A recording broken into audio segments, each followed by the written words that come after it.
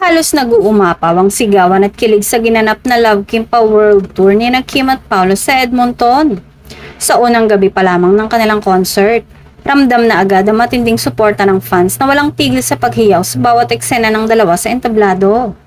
Isa sa mga pinaka-pinag-uusapang bahagi ng concert ay ang kanilang mga duet performances kung saan makikita ang malapit at natural na chemistry ng Kim Pao. Habang magkaharap na kumakanta, hindi napigilan ng audience ang kiligin sa kanilang titigan at emosyonal na pag-deliver ng mga kanta.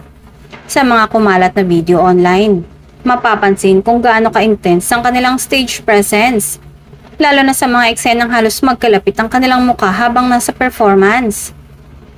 Para sa fans, ito ang mga moment na lalong nagpapatibay kung bakit patok na patok ang kanilang tambalan.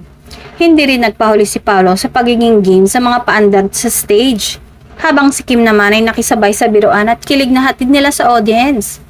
Ang kanilang natural na interaction ang isa sa mga dahilan kung bakit mas naging buhay ang buong show. Samantala, naging usap-usapan din ang pabirong National Kim Pao Day na iminungkahi sa concert. Bagamat sinuportahan ito ng fans, agad namang pinaalalahanan ni Kim ang araw na yon ay tumapat sa Labor Day bilang pagbibigay pugay sa mga manggagawa na sinang-ayunan din ni Paolo.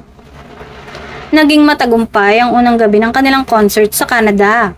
Hindi lang ito simpleng performance kundi isang gabi ng saya, kulitan at connection sa fans. Patunay na malakas ang hatak ng Kim Pao tandem saan mang panig ng mundo.